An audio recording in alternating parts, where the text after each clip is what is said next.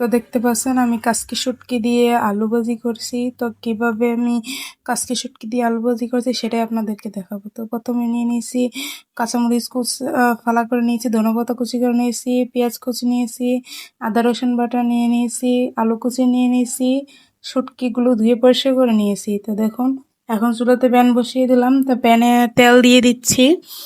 তো দেখতে পাচ্ছেন প্যানে তেল দিয়ে দিতেছি।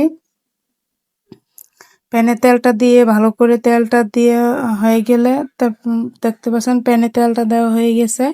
তাই এখন আমি দিয়ে দিব পেঁয়াজ কুচি আর কাঁচামরিচ ফালাগুলো দিয়ে দিচ্ছি, যেহেতু শুটকি রান্না করব তার জন্য।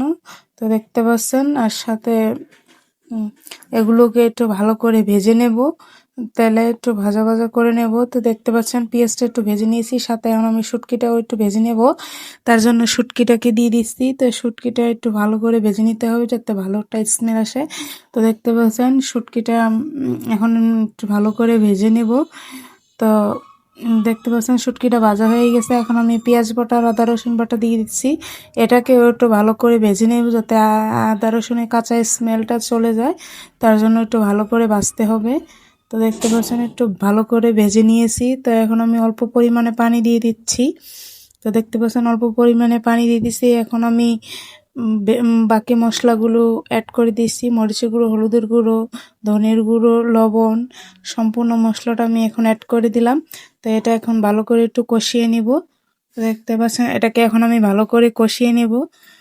তো দেখুন মশলাটা কিন্তু আমার কষানো হয়ে গেছে, সুন্দর কালার আসছে। তো দেখতে পাচ্ছেন মশলাটাকে আমি কষিয়ে নিয়েছি। তাই এখন কুচি করে রাখা আলুগুলো দিয়ে দিচ্ছি।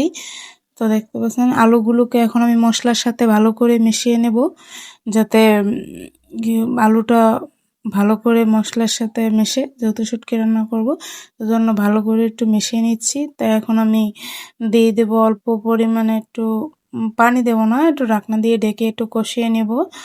তো দেখতে পাচ্ছেন ঢাকনা দিয়ে ঢেকে এখন আমি একটু কষিয়ে নিয়েছি। আলুটা পানি দিইনি আমি, অল্প একটু, যাতে একটু ভালো করে কষানো যায়। এখন আমি পানি দিয়ে দিয়েছি 1/2 কাপ পরিমাণ, যাতে আলুটা সিদ্ধ হয়। তো দেখতে পাচ্ছেন পানি দিয়ে দিলাম। পানি দিয়ে এখন আমি নেড়ে ছেড়ে ঢাকনা দিয়ে ডেকে রাখবো। তো দেখতেন নেড়ে চেড়ে দিচ্ছি, যাতে এখন আলুটা পুরোপুরি সিদ্ধ হয়। তো এখন আমি এটাকে ঢাকনা দিয়ে ডেকে 5 মিনিট রান্না করে নেব। তো দেখতে পাচ্ছেন আমার আলুটা কিন্তু প্রায় সিদ্ধ হয়ে আসছে শুটকির তরকারি। তো দেখতে পাচ্ছেন আলুটা কিন্তু হয়ে গেছে শুটকির তরকারিটা। এখন অল্প কিছুক্ষণ জাল করে আমি এটার সাথে ধনিয়া কুচি দিয়ে দিচ্ছি। ধনিয়া কুচি করে রেখেছিলাম সেটা আমি এখন দিয়ে দিচ্ছি শুটকির তরকারির মধ্যে।